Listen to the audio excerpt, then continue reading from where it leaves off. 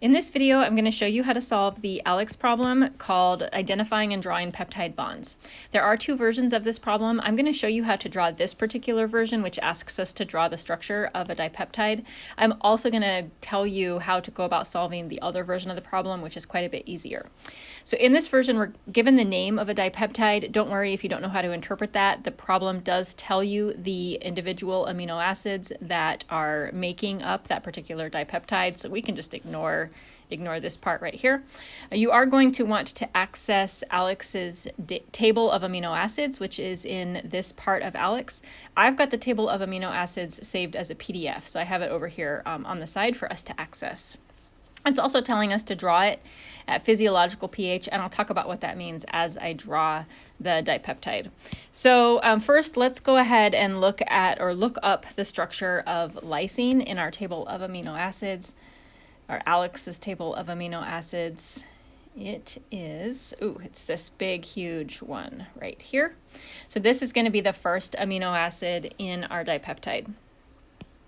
And to draw this, we're going to start out by copying the structure of the amino acid as it is in the table.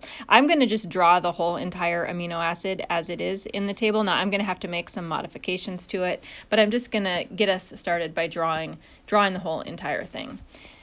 So I'm just copying it in H3 with a positive charge. Don't forget the positive charge. And I do like to draw out the carbon-hydrogen bond. And again, I'm just copying it exactly as it is in the table of amino acids. Make sure I got all of those CH2s and H3+. So when the problem is telling us to draw it at physiological pH, that means, first of all, that it doesn't want you to make any changes to the R groups, particularly with acidic and basic amino acids. Just draw it the way that it is. It's also saying to not make any changes to any of the charges anywhere. I guess that's the easier way to say it. Okay, so now I'm going to look for the structure of valine, and I'm going to draw that guy as well. Here's valine right there, and I'm just going to draw this off to the side. And again, all that I'm doing right now is drawing the structures of the individual amino acids. I am going to have to make some modifications to them.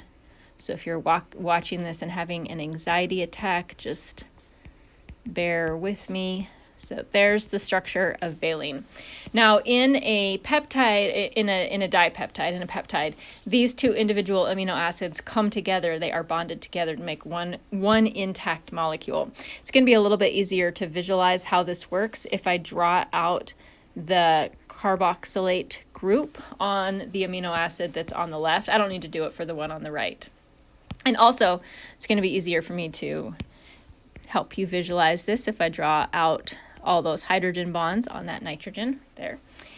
When these two amino acids come together to make a peptide bond, they do so by losing the single bonded oxygen, the one with the negative charge on this carboxylic acid group, and two of the hydrogens on the amino group from these adjacent amino acids. So this portion, these particular atoms of these two amino acids are lost as a water molecule. And I'm just going to go ahead and lose them. In that process, the positive charge on that nitrogen is lost as well, and the molecule, or the two molecules, form a bond in between the individual amino acids. That's the peptide bond. Now it looks kind of goofy when it's drawn so huge, so I'm going to just kind of scoot them a little bit closer together and make it look a little bit more normal. This is the structure of the dipeptide.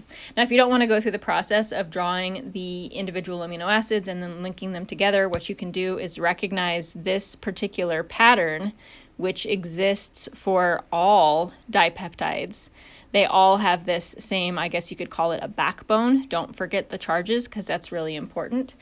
And these R groups are based off of the individual amino acids that are making up that dipeptide. So the other version of the problem, which is significantly easier, is going to give you the structure of, I think it's a dipeptide, it could be a tripeptide. It's going to give you a structure of something like this, and it just simply asks you to highlight the peptide bond. The peptide bond is the bond in between the carbonyl group of one amino acid and the nitrogen of the second amino acid. So this bond that I highlighted there, that is the peptide bond.